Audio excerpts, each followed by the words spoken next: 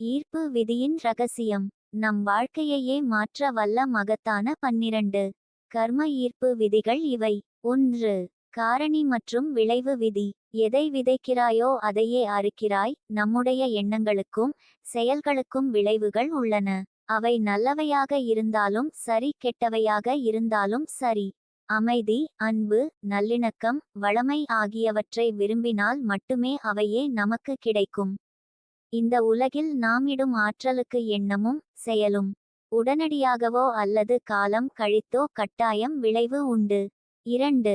படைத்தல் விதி. வாழ்க்கையில் எதுவுமே அதுவாக நடப்பதில்லை, நாம் அதை நடக்க வைக்க வேண்டும்.